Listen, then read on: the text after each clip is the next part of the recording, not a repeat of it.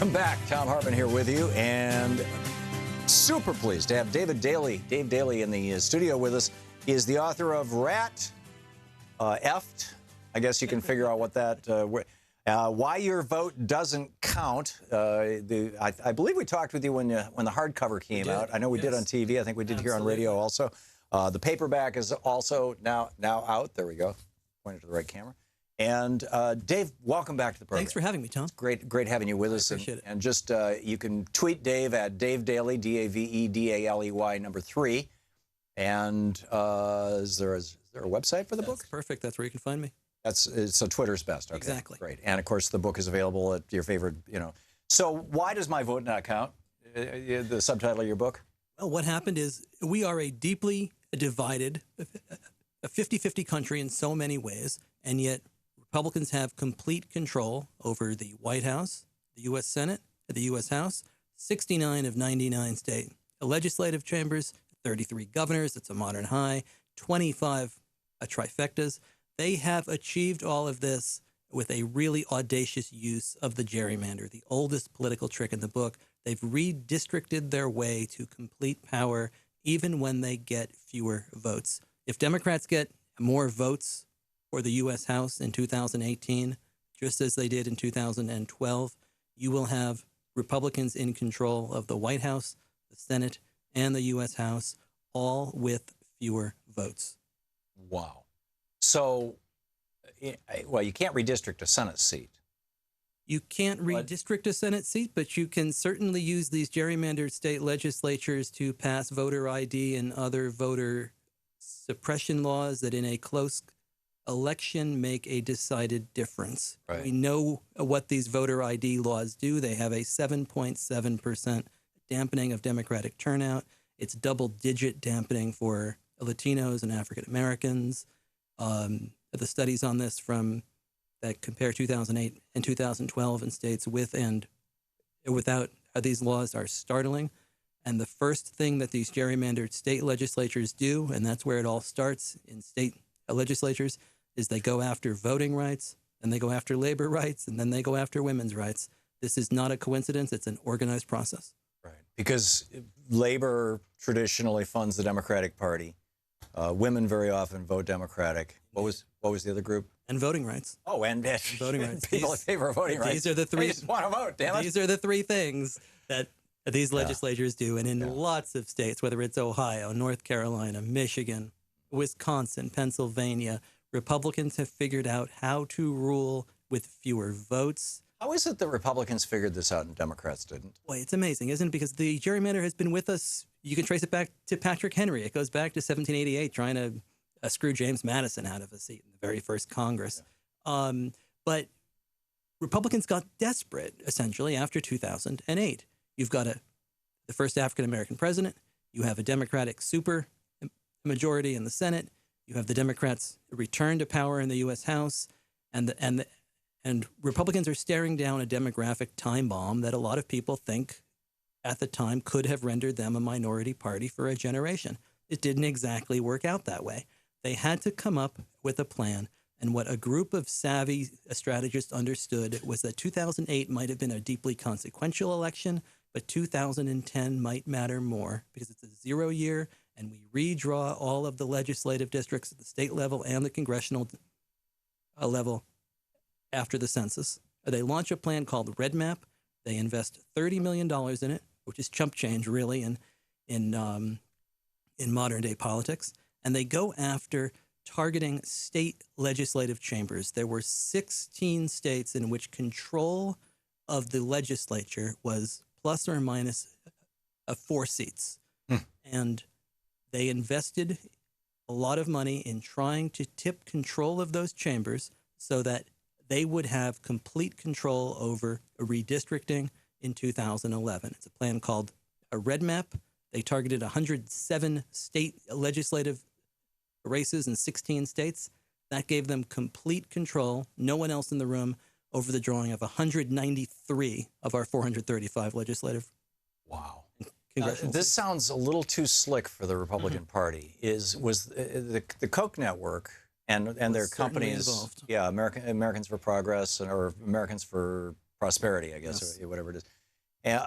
They're actually more well-funded, well-organized, have more employees, have more offices nationwide than the Republican Party itself does. To what extent did this come out of the billionaire Koch network as opposed to having just come out of the generic GOP? Well, it is headquartered at something called the Republican State Leadership Committee, which is run by Ed Gillespie, who, of course, is now running to become governor of Virginia, which would create the 26th Republican trifecta if he wins.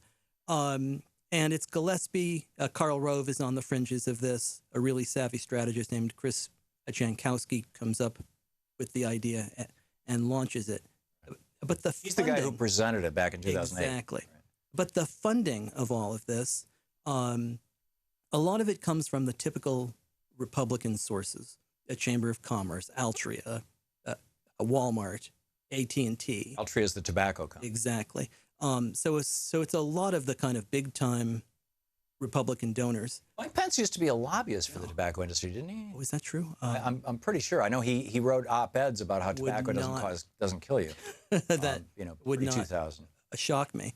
But the amazing thing about this as well is that Citizens United comes down in January of 2010, right in the middle of the planning for this red map operation. So a lot of the money becomes really hard to track as a result of that. So there's a lot of dark money coming in. There's a lot of money coming into the Republican State Leadership Committee. And where it goes, often it becomes really hard to track.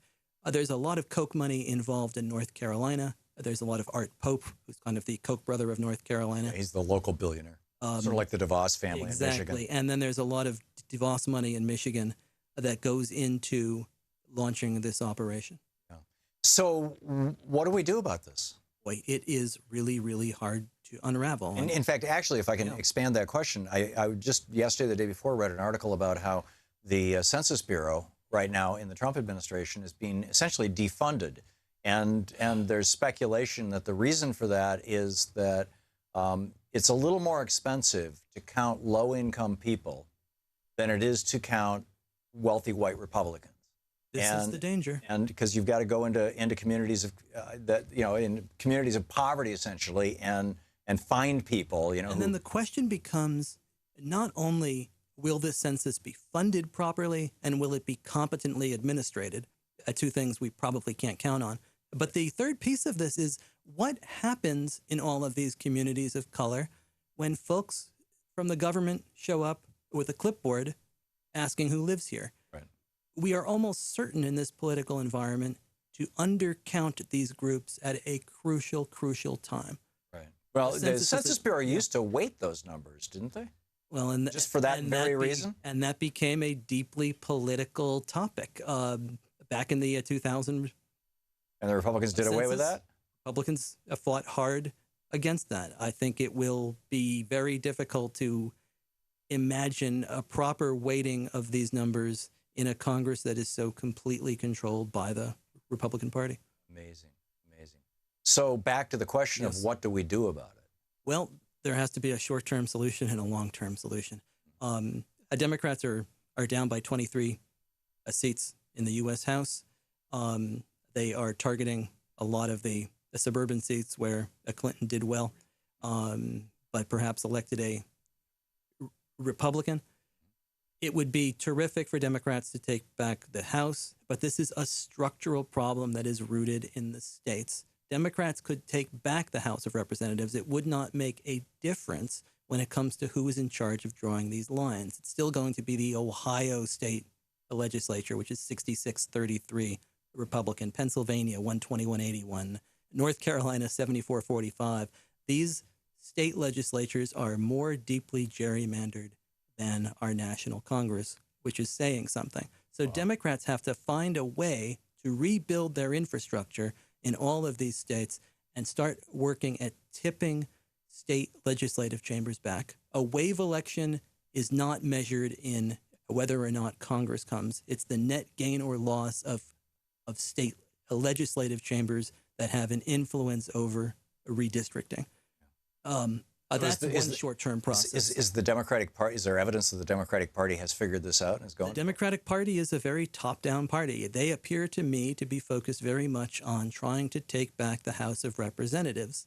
That to me is fool's gold in many ways. Right. It's like dealing with the symptoms rather than the cause. They just lit $30 million on fire in Georgia's 6th, the most expensive House race in history. Right. That $30 million would have been terrific if it had been targeted towards, say, Virginia, a gerrymandered state where the entire assembly will be up for election. State races. In state races. That has to be the focus. There are also some crucial governor's races in 2018 where these governors have a veto power over bad maps. If Democrats want to win back a seat at the table in 2018, they ought to think about winning one statewide race in Michigan, Pennsylvania, Ohio, Wisconsin, and Florida.